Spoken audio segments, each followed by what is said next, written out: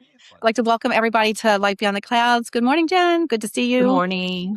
And I want to introduce Jess. Really happy that you would come on today and talk about this. This is what we've really been wanting to gear a lot of things to, because you've had a near-death experience, and they're all different, right? Everybody has a different experience when they do it. I really just want to give you a chance to talk about it. I just want to sit back, Jen, I want to just step back a little bit and just let you talk about the day and what happened and how you felt it and how the whole process just worked for you and what you felt like afterwards. So we just want to thank you, but I want to go ahead and just let you explain, to all of us and to all the viewers that are going to be watching how this worked for you.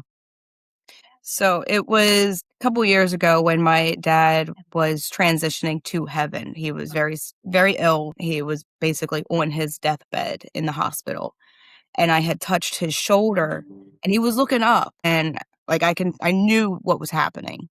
I just felt it. And I touched his shoulder, and it was like me seeing through his eyes. And I saw it was like a field, but then I saw all of my family members and loved ones. My brother was there, like everybody. Yeah. And because I mainly saw my aunts and uncles up front, and then I saw silhouettes of the rest. And he was just kind of guiding himself through, and it was just the most beautiful thing, and I felt so warm and at peace about the whole thing. Everybody else was crying, and I'm like, I feel good about this. So I want to ask you afterwards, do you feel like it heightened your senses at all? Because I totally understand that, like what that experience was like. That's what I'm saying. It's different for everyone, because people can not physically be declared, deceased, but still have a near-death experience that you see it through somebody else, or the Mhm. veil's lifted. Like when my father was going to heaven, how when I would go into the hospital to see him, he'd be looking through me and he'd say, I see my father standing there and he's all dressed up. He's just looking at me. So you were given the gift to be able to see the other side. So afterwards, were you able, do you feel like, to keep some of that with you? Like, do you get recall of it at all? Like, do you feel like it's kind of opened the door a little bit for you where you sense and feel things? Definitely. It has definitely heightened my sensitivity to everything, and I'll be, driving down the road, and it'll be like a vision, and I just get a flash of something, and I'm like, "Okay, that was Yeah. cool." And it was I'll see my brother or I'll see my dad, Yeah. and they'll be, doing fishing or anything like that, and I'm like, "Okay, you wanted me to see that? That's cool. I'll go with it." See, Jen, this is what we talk about. Yes. This is what I want people to understand is, even whether it comes to daily visions or wanting to connect, like some of us have to really, like, you were given a gift. Your father took you and allowed you to see where he was going. Like, that is a beautiful gift that he wanted you so you could share with everybody else. But Jen, like, that's how visions will come. Just that's how they come. Like when people come to me and I see them fishing, or I see them riding a bicycle or holding a yellow duck, or do you understand, whatever it is, but that's how it comes. Like it's just like that. It's their way of connecting, and it's just saying, I'm here and I'm okay. They always want everybody here to be at peace with where they're at, because we grieve for ourselves, not them. So I just think that, so it has to be comforting. Like, do you pass this on to other family members now and just say, hey, I saw dad here, and or say you ever brought up things to family members that maybe they didn't know and say, hey, did dad have this or did dad do this? And they'll go, oh my Mhm. God, we never talked about that. How did you know? Yeah, I do that a lot, and my whole entire family, they know the ability that I have, and it doesn't really surprise them anymore. It really doesn't. And my 6-year-old, he actually, I think he has that ability too, because he has came up with some things. Like, he's never met my brother. Well, physically never met my brother, and he has described different things of his life. And he has asked me questions of what happened to our old house? That Mhm. was way back when I was a kid. So I'm like, okay. And he'll describe the house. He'll just Beautiful. and I love it because I'm like, okay, Cecil, I see that you are giving him the ability to see too. See, and I I love think that. that's sweet. That's Yeah. yeah. And Jess, that was another whole topic. I actually wanted to do, a little short about this week, about parents that have children.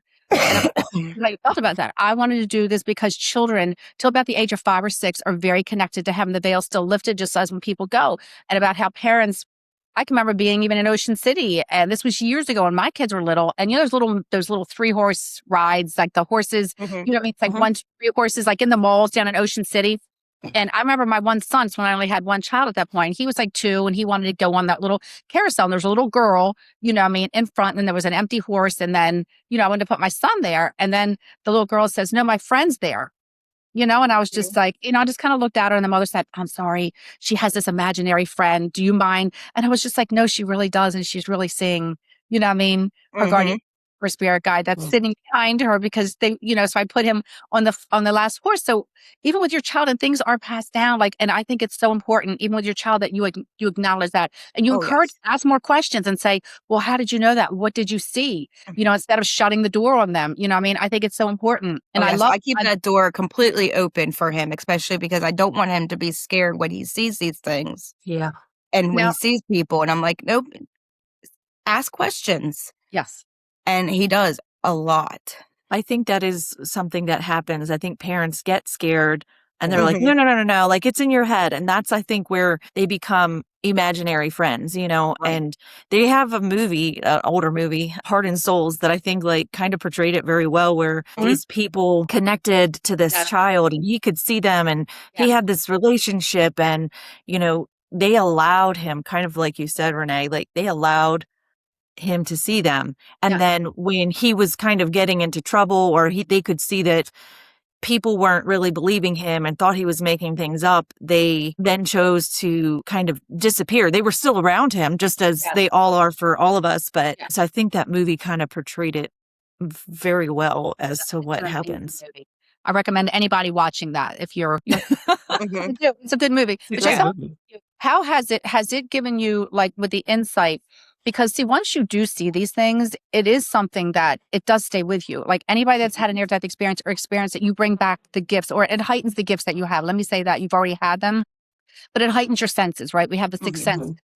It just makes you more aware. So has it changed sometimes decisions you make in life? You know how sometimes you want to do something and then all of a sudden it's like, well, maybe I shouldn't, maybe I should wait, or maybe I should do this because your father is always, and your brother, they're always connecting with you like this, right? Mhm. They're whispering in your ear. So I feel like now with you, has it changed the way you do things, or you do things because you feel like, oh, they're telling me to do this?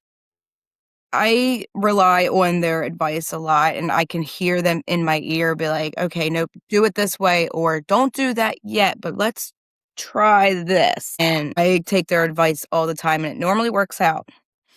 So here's what I recommend you doing, even with your son, is to write down and date the things that Yeah. he is saying, because even if it doesn't make sense right now, or 'cause I know it does for you, but see, sometimes it's kind of difficult when you have this gift to come back because you're still trying to figure it out, but then you're trying to convince everybody else that you have it. See, that's what would Mhm. happen a lot with me, and that was sometimes very difficult. And you stay closed off, where sometimes you're, like, I can do all this, but sometimes in my private life, you don't realize I am quiet. I want that quiet time where I just don't go up to people and say, unless it's something really important, I get them off to the side. But so what's happening sometimes with your child, they'll tell you things and then it's good to write it down and date it. So even for them, so they're understanding, and I know you're like that. So you are teaching, which is amazing. And I love that you understand saying, Mhm. what did you feel? What did you sense? But if you write it down for them and you look back, might be 6 months later and say, oh my gosh, I could journal. That really, that really did happen, or this is really happening, because it's really for all of you to understand that what you're getting is real, because it is real.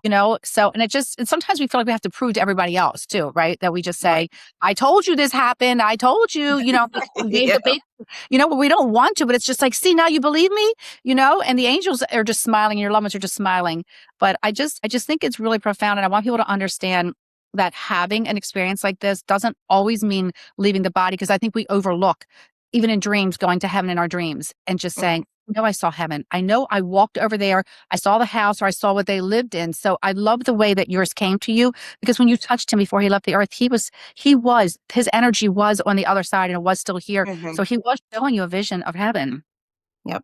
And So what would you, it showed me him going through, basically just going up to the family as he was transitioning. Jen, do you have anything you want to ask her about this?